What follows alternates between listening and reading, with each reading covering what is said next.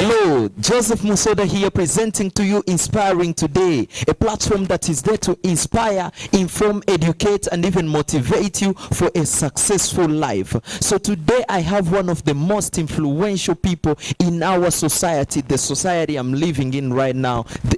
I can say the Congolese society, but you know, we're not just limited to Congolese or to a certain specific society, but we include all the influential people that we think can help someone out there. So with me here I have the person that is asked by most people, like, why don't you bring this person to the show?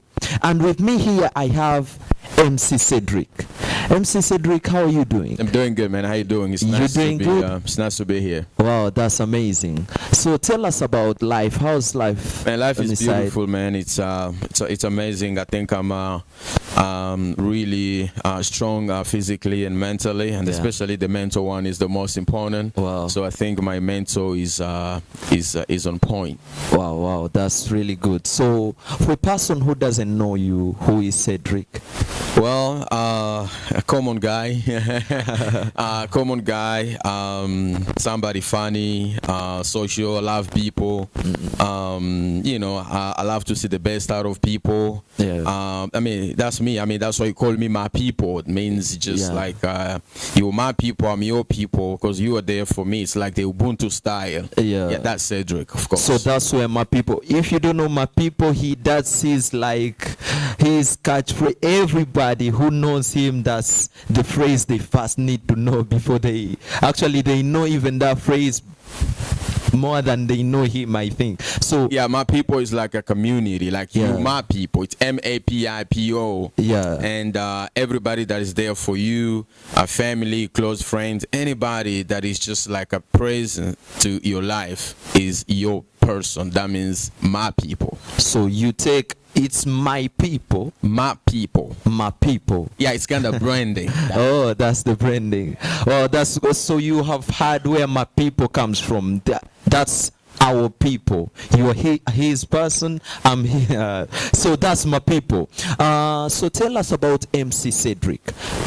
MC Cedric is just like sobriquet type, you know.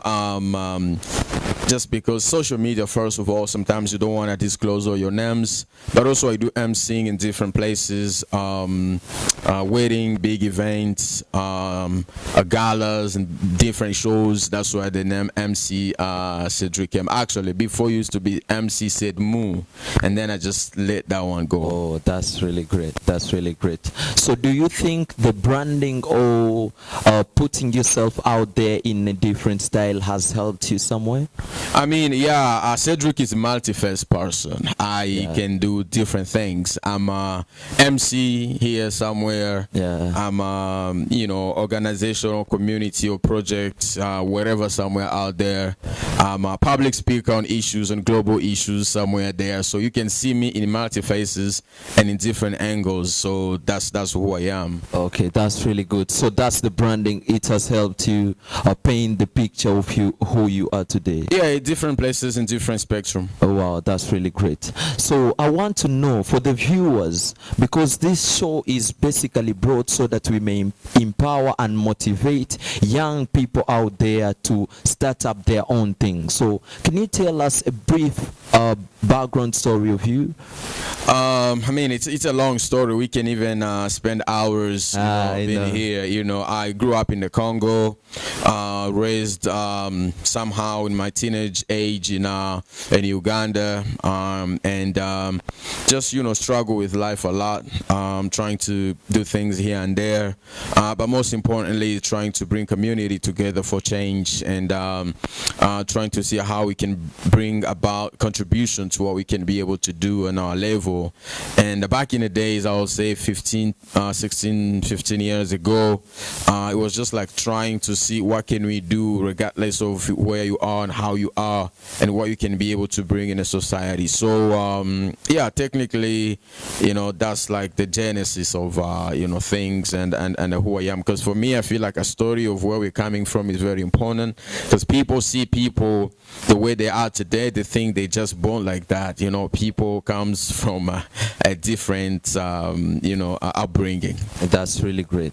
So some people, talking about your country, you come from Congo, like some people think, do you think the country has the problem or the people in that country have the problem? In what way? In what ways? Because mostly Congo is regarded as, actually I was watching a certain documentary and they categorize Congo as one of the failed states, I could say. So do you think we are the people causing that damage, or it's the country, the one which is not doing yeah, I'm not gonna get in politics, because politics, religion, history, global issues is one of the things that I'm passionate about. Yeah. But I don't think I want to get deep into that, because Congo has a lot of issues, and for the last 50 years, I think we haven't been deliberated yet.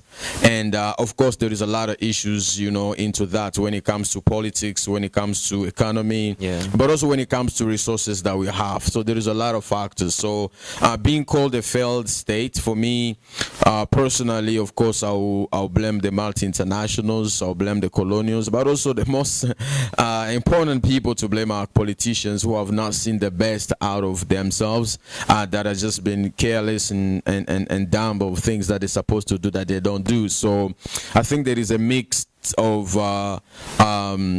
blames or people that are responsible, but again, we the people also have a role to play. Okay, on that side of, you can go deep, yes, in politics, but whenever we see Cedric around, the people out there, whenever they see you, they see an image of, first of all, politics, religion, and culture, or yes, those three. What do you have to say about that? I mean, you know, the things in life, we got to know, understand what is happening around us, and if we are not open-minded as to be able to understand things when it comes to politics, first of all, they say if you're not getting involved in politics, the politics is going to take care of you, because we as a citizens, wherever we are in a country that we feel like we are citizens or belong to this country, we need to be involved, because politics is something that changes everything in terms of our social life, economic life, and everything, right?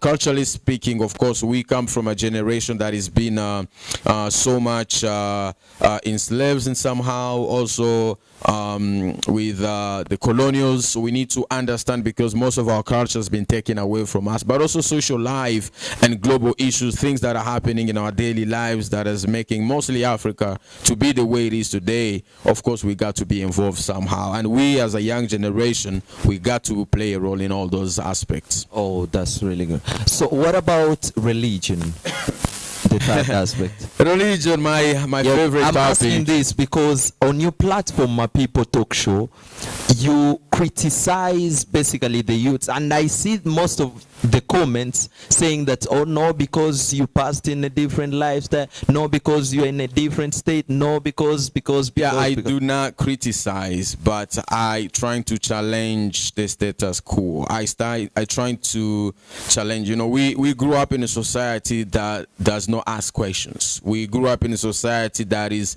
whatever they tell you to do, that's it, right? Anything I do on my platform, and when I send a message that is trying to get people think. The ability to think and help you understand things differently, because a lot of our people are stuck into this box and are trying to and having hard time to get out of it. You understand what I mean? So when it comes to religion is one of the things, on my point of view, I'm speaking as Cedric, right? Yes. Has caused a lot of damage in our community more than anything. And when you look at how religion has played a big role and how people abide on surrender on religion without asking questions, it's ridiculous. So my invitation to people is always think. You know, I've been there. You know, I've been there, but I think I see the world differently now.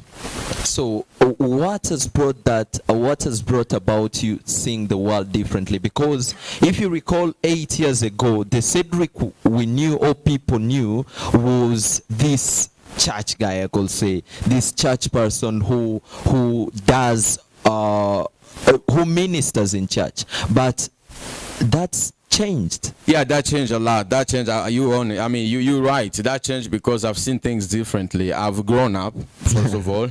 I've grown up not only age-wise, physically, but I've grown up mentally. I've got to see things differently. I've got to learn more things. I've got to see different perspective when it comes to religion and stuff. And myself, I think I've been in a box of not being able to see things, and I was really blind in a lot of the things. I do not blame religion per se, but I blame the way we handle religion. Oh, so you don't blame religion, but you blame the way we people handle religion. Exactly, because we've taken religion in this way that it has become something absolute. It's become something that is more of like the ending point of everything we do, which is not the case. There's so much in life than religion. There is a comment, or not even one person, not two people in your society, in our society. Have you ever heard of a person calling you that you're the Munyama? Oh yeah, I mean that's when you deal with people that can think big, right?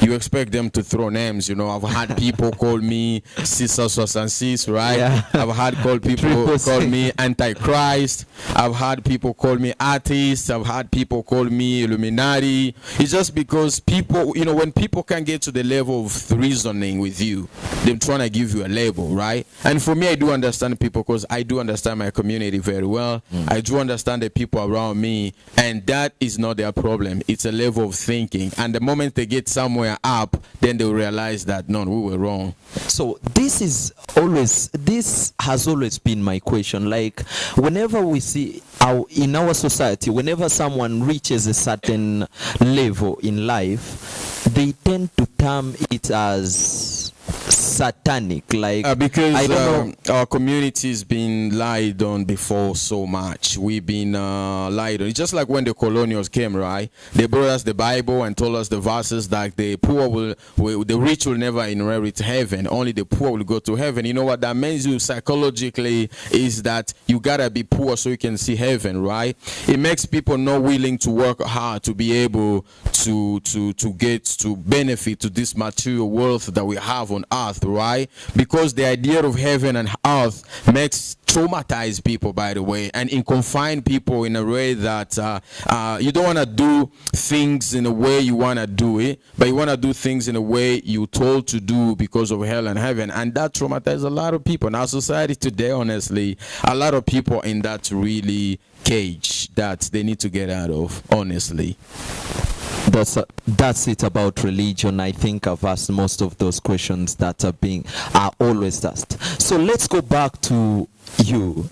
So were you always a motivational speaker since you were young, or what really has put this sense of public speaking in you? I think I've always inspired by my community, things and people around me. Growing up in Congo, I'm always that kid who always trying to solve solutions around my community. I remember when I was even 14, 15, when I started involved into a lot of youth activities, you know, into libraries, into associations, into groups, into community work. You know, for me, you know, when I see a need somewhere, I'm a guy that always wants to see how can we get out of there. But also when you see people in a kind of desperate mode, you feel like you need some motivation to get the people to think or to act more differently. So I feel like for me it's always in me, and the more I grew, the more I did it, it became actually great. It became a profession, because sometimes in most cases I get paid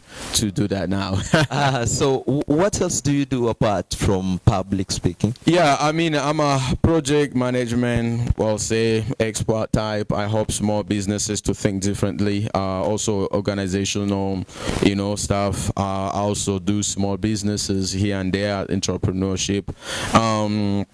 And yeah, I was doing blogging in the last few years, but I stopped writing because I just realized our community don't read that much. And then I just started doing short videos for people, at least they can watch and, you know, live about the reading stuff. Yeah, so technically that's me. I juggle around public speaking, emceeing, project management, businesses and stuff like that. So that's a type of my things on a day-to-day life. So that's it for this first segment, and we shall be right back on Friday with another massive video. So tune in, don't fail to call a friend, because this information does not only help you but it can help somebody out there. So please subscribe if you're new to it. Please follow us on Facebook and also Instagram, don't forget, and we shall be right back with my people.